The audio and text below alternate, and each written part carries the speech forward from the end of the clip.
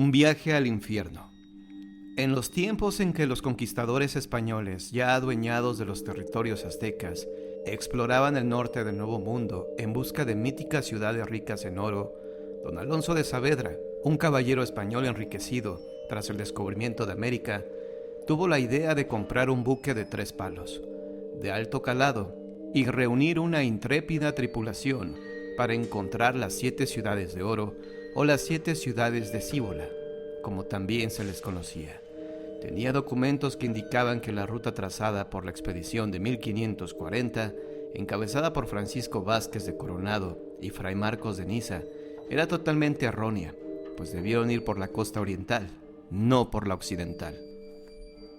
Don Alonso había aprovechado sus buenas relaciones para tener acceso al informe que el capitán Juan Jaramillo, acompañante de Vázquez de Coronado, había enviado al virrey. También había estudiado con detenimiento decenas de planos y cartas acerca de otras expediciones. Cuando todo estuvo dispuesto para la travesía, don Alonso se paró sobre el muelle de cara a los 30 marineros que había logrado convencer para que lo acompañaran hacia lo desconocido. Bienvenidos, esforzados caballeros, a esta singular travesía en que conquistaremos fama y fortuna. Tengo en mis manos notas de viaje de quienes nos antecedieron y sé de buena fuente cómo evitar o librar los escollos que ellos enfrentaron para que con ahorro de sacrificios y tiempo podamos arribar a lugares abundantes en oro y piedras preciosas, a las 7 ciudades de Cíbola.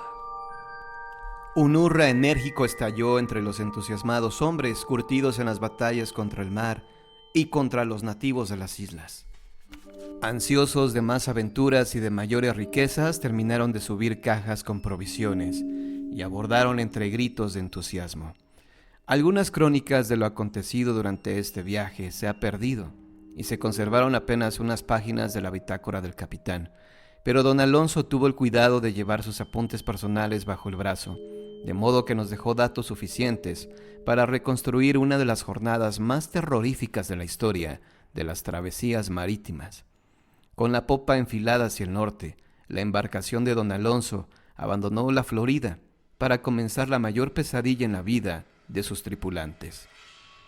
Bitácora de viaje del 23 de diciembre de 1500. Nos encontramos en mar abierto, sin perder de vista la costa, escribió don Alonso con mano firme. El cielo luce quieto y nos augura un feliz viaje. La tripulación está contenta, pues la paga es excelente y las condiciones de trabajo muy buenas. En el apunte del día siguiente, los trazos ya se notan inseguros. Hoy, 24 de diciembre, en la víspera de la Navidad, se ha dado un incidente digno de constar en este cuaterni. Le ha acontecido a un hombre denominado por sus compañeros simplemente como Baltasar. El buen hombre hallábase sobre la mesana, trabajando en la cuerda del foque, aprovechando el buen tiempo que hacía para ejecutar esas labores, pues ha de saberse el gran peligro que corre cualquier marino si sostiene una cuerda de estas atada a los foques cuando corre el viento. Aconteció que de pronto, presa, al parecer del terror, resbaló y por poco cayó sobre cubierta. Sus diligentes compañeros acudieron pronto a rescatarlo. En cuanto pudo recuperar el habla, el dicho Baltasar pidió hablar con el capitán y conmigo. Nos reunimos en mi camarote y el pobre hombre, visiblemente afectado de su cabeza, nos tomó de los hombros y nos pidió que nos acercáramos. Lo que sucedió después resulta francamente asqueroso. Su cuerpo empezó a hacer ruidos extraños. Luego el rudo hombre cayó sobre el lecho y empezó a vomitar una materia verduzca y nauseabunda. Tuvimos que incorporarlo para evitar que se ahogara con su propio vómito. Pese a sus condiciones, el hombre intentó hablar. «Abajo en el mar», nos dijo. «A estribor.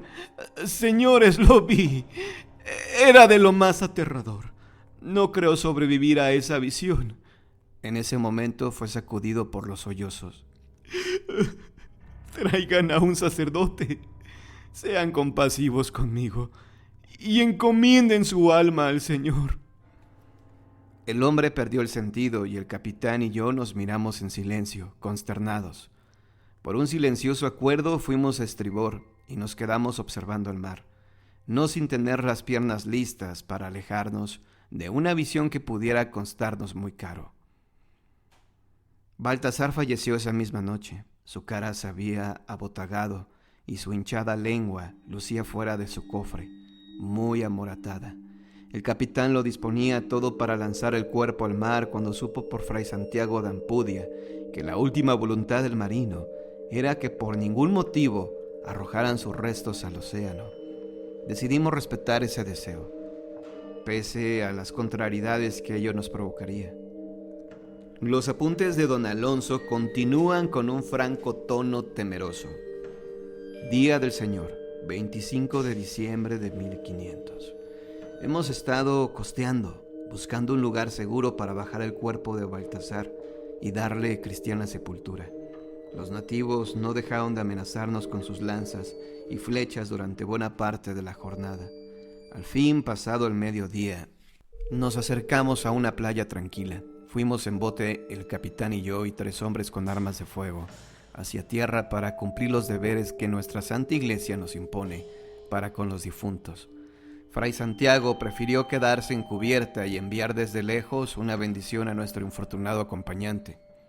Provistos de lo necesario, hicimos la fosa en la arena y procedimos a cubrir el cuerpo a suficiente distancia del mar que había aterrorizado al difunto. Nuestros hombres apuntaban sus armas hacia la espesura de la vegetación, pocas veces vista por ojos cristianos, pero tuvimos la fortuna de que el entierro transcurriera sin incidentes. El suceso que aún me da temor relatar se dio en cuanto izábamos el bote a babor. El piloto, desde su sitio estribor, nos advirtió sobre el hecho. Un grupo de nativas semidesnudas luciendo rojos tatuajes salió de entre la maleza y con una destreza pasmosa sacaron el cadáver de su tumba. Se lo llevaron arrastrando mientras al parecer nos lanzaban improperios en su lengua. Con la claridad que le restaba al día, distinguimos que las figuras de Belcebú y sus legiones estaban tatuadas en los pechos, espaldas y piernas de aquellas amazonas. No nos atrevimos a ir tras ellas, pues no tardaba en caer la noche. De modo que preferimos encomendar el alma del infortunado y reemprender el viaje. Sin embargo, uno de los marinos se opuso. Quizá estemos más cerca de nuestro objetivo de lo que pensamos. El capitán lanzó una mirada furiosa al impertinente y le espetó. ¿Qué tonterías son esas? Se dice que fueron unos obispos españoles los que fundaron las 7 ciudades de Cíbola, ¿no es verdad? El capitán se frotó la barba y dijo: Es cierto, hace siglos, huyendo de la persecución de los árabes, se hicieron a la mar y vinieron a dar a estas sierras un grupo de ellos, cargados de tesoros. Se ha dicho que es leyenda, pero... En ese punto intervine, luego de comprender lo que el joven marino trataba de decirnos. ¿Quién sino esos jerarcas enseñaron a estos nativos las imágenes del demonio? Además, continuó aquel marino entusiasmado, ¿no es verdad que tanto exploradores europeos como los mismos aztecas han hablado de un territorio al norte completamente habitado por mujeres, donde abunda el oro? Bueno, se dice que es una isla, pero bien pudieron haberse equivocado y... ¿Será posible?, interrumpió el piloto, que lo que tanto hemos buscado haya estado siempre frente a las narices de los españoles. Hemos aprovechado parte de la noche para establecer con exactitud en el mapa, en el punto en que nos encontramos, y elaborar un plan de expedición a tierra para el día de mañana. La presencia de las mujeres caníbales o hechiceras hace indispensable que el fraile vaya con nosotros, pues él es un soldado de Dios como nosotros del rey. Las letras abuela pluma de las notas de la jornada del 26 de diciembre fueron en parte estropeadas por el agua. Después de un folio borroso, alcanzamos a leer estas palabras de don Alonso. Los caballos mal enjaceados, las armaduras poco flexibles por la humedad del ambiente, el barro, las alimañas, nuestros pasos pesados. Todo conformaba un cuadro poco atractivo. He referido ya las coordenadas de nuestra posición y por la época del año estamos calados hasta los huesos por el gélido y húmedo clima. En tal terreno pantanoso Algunos de nuestros hombres empezaron a perder el ánimo, pues no se veía por ningún lado tierra firme para acampar. La constante llovizna empañaba nuestra visión y nos había irritado al grado de que algunos valientes comenzaron a blasfemar. Estaba a punto de empuñar mi espada y hacer callar a esos bribones cuando llegó a nuestras narices un pesado aroma. ¡Oh, Dios mío! ¡Apesta como 1000 diablos!, vociferó el anciano que venía en nuestra compañía. «Es azufre», respondió el capitán. «Creo que estamos cerca de la entrada al infierno». Llegando el crepúsculo, hallamos una cueva en una pequeña colina.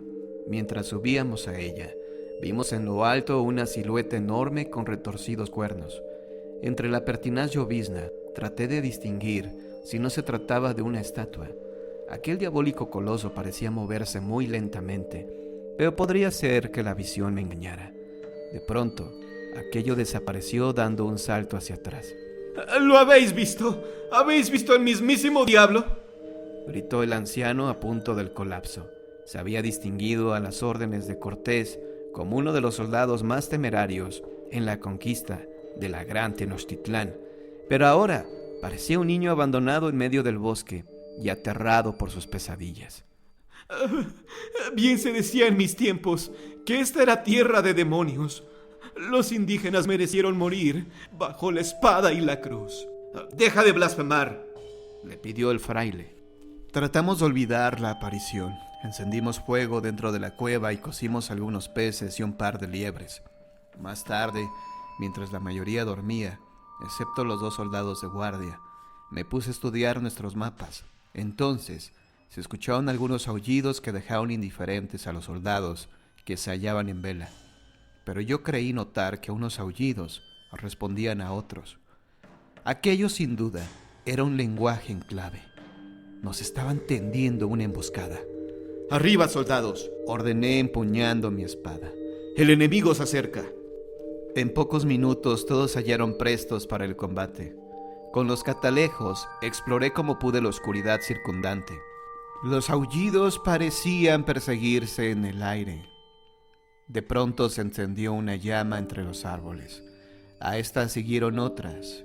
Toda una serie de antorchas clavadas en el suelo conformó entonces la figura de un gigantesco tridente que se extendía sobre el terreno hacia el sur.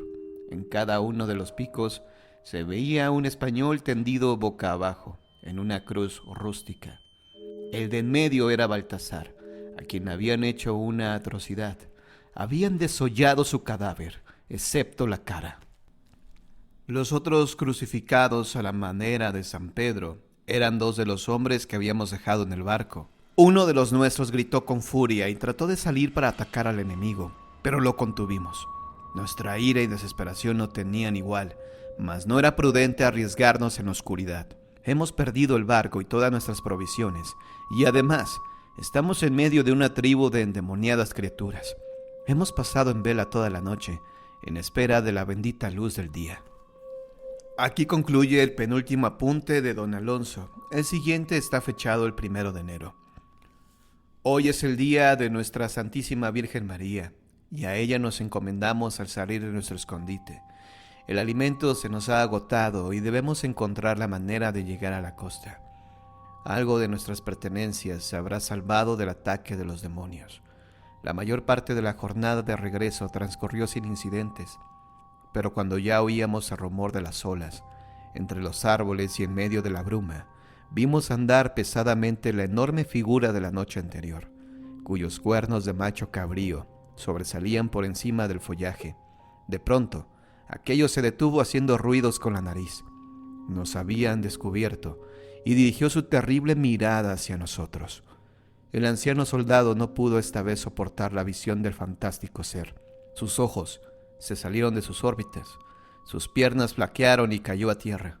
Su cuerpo empezó a convulsionarse y escupió espumarajos verdes. Yo empuñé mi espada y me lancé al ataque, seguido por mis hombres, pero aquella criatura lanzó una terrible carcajada y se dirigió al mar, arrastrando una larga cola de dragón, terminada en punta de flecha. Se zambulló en un santiamén. Decidimos no perder el tiempo y comenzamos a construir un bote para alejarnos de este sitio. Vemos llegar con temor el crepúsculo, sabemos que en la oscuridad vendrán por nuestras almas. Pero he decidido advertir a los nuestros acerca de estas tierras infestadas de demonios, por lo que lanzaré mis apuntes al mar en botellas cerradas. Quizá perezcamos todos, pero se salvarán no sé cuántas personas. Que Dios y Nuestra Señora guíen mis apuntes a la Nueva España. No se ha logrado establecer con exactitud el sitio del que habla la crónica de Don Alonso, pero puede tratarse de la zona de Estados Unidos en que la brujería ha tenido su auge, pues pareciera que su localización geográfica es ideal para establecer contacto con el diablo. Hablamos de la ciudad de Salem, situada en la costa del Atlántico y no muy lejos de Florida. Dicha ciudad empezó a colonizarse en 1626, pocos años después de los hechos referidos por don Alonso de Saavedra, y en 1692 fue ejecutada ahí una veintena de personas acusadas de brujería. Además, los detalles del lugar donde sucumbió la expedición coinciden con la conformación del estado de Massachusetts, al que pertenece Salem, pues incluso en la actualidad más de la mitad de su territorio está cubierto por bosques. Hay quienes prefieren pensar que don Alonso se volvió loco al ver perdida su fortuna en aquel desastroso viaje, y que fue aniquilando uno por uno a sus hombres, hasta que solo quedó él, abandonado en una tierra inhóspita, donde se puso a escribir lo que su mente delirante le dictaba. ¿Ustedes qué piensan?